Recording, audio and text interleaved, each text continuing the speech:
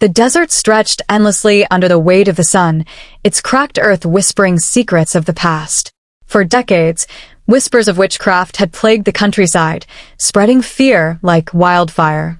In the year 2021, America was not the land of freedom it once claimed to be, at least not for women accused of witchcraft. The Witch Trials Act, signed into law, turned the modern world into a shadow of its puritanical past. Women were tested, hunted, and executed simply for suspicion, their lives torn apart by paranoia. Claire Rohan had lived quietly on the outskirts of town with her 3 daughters and her widowed mother, Martha. Their farmhouse stood as a fragile refuge, a place where laughter sometimes drowned out the sirens and the harsh voices of federal agents known as the Bureau of Witch Investigations. Claire was a woman of quiet strength, but she carried secrets deep within her heart, secrets that could burn her alive if the wrong eyes ever noticed. It began with small signs.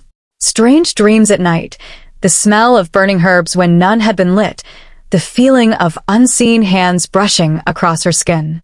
But it was her daughters who showed the strongest signs. Elena, the eldest, had once accidentally set fire to a patch of dry grass without a match. Ruth, the middle child, could hear voices in the wind. Even young Abigail, barely 7, would speak of shadowy figures walking beside her in daylight.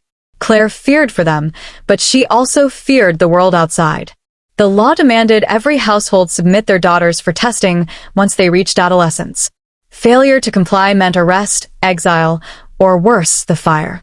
One night, the silence of the desert was broken by the distant howl of sirens. Blue and red lights danced along the horizon as vans of the Bureau prowled through rural towns, rounding up suspects. Martha, her mother, peered through the window, her wrinkled hands trembling. "They're coming closer," Martha whispered. "Claire, it's only a matter of time before they reach us. You have to decide now." Claire's heart pounded. She knew exactly what her mother meant. Her farmhouse had a hidden basement, built during the earliest days of the Act. It was a safe house, an underground network for women fleeing persecution. Claire had long offered shelter to those in need, but harboring witches was punishable by death. Now, with her own daughters manifesting strange powers, the danger was closer than ever. That same night, a knock shattered the stillness. Claire froze. Elena clutched her mother's arm. Ruth pulled Abigail close, their young eyes wide with terror. Martha nodded silently, and Claire opened the door. On the porch stood 2 women, cloaked in dust and exhaustion. One of them carried a small bundle, an infant, wrapped tightly in cloth. "Please," the elder whispered. "They're hunting us. Help us." Claire hesitated, her mind screaming at her to slam the door, but her heart defied reason. She ushered them in quickly, closing the door against the cold desert wind. For a while, life continued under the shadow of fear. Claire hid the fugitives in the basement, smuggling food down at night. Her daughters were told to remain silent, but the girls, curious and compassionate, befriended the strangers. The elder woman, whose name was Lydia, carried scars on her wrists from shackles. Her younger sister, Miriam, cradled the infant with trembling hands, singing lullabies in a language none of them recognized. But peace was fragile. One evening, as Claire fetched water from the well, she saw the vans approaching from the main road. Her blood ran cold. The Bureau. Agents in black uniforms stormed through neighboring houses, dragging women screaming from their homes. Children wailed as mothers were taken away. Claire rushed back inside, locking the doors and urging her daughters to hide. "They're here," she whispered, her voice breaking. Martha pushed the fugitives into the basement, locking the hatch beneath the rug. Claire tried to steady her breathing as the sirens stopped right outside her farmhouse. 3 loud knocks thundered against the door. "Open up." Bureau of Witch Investigations. Claire forced her trembling hands to turn the knob. On her porch stood 2 men and 1 woman, all dressed in black, their badges gleaming under the porch light. Their eyes scanned the room behind her with cold precision. "We've had reports," the female agent said, her voice sharp. "Suspicion of harboring witches. We need to search your home." Claire swallowed hard. "There's no one here but my family." The agents pushed past her, stomping through the house, opening cupboards, dragging blankets from beds.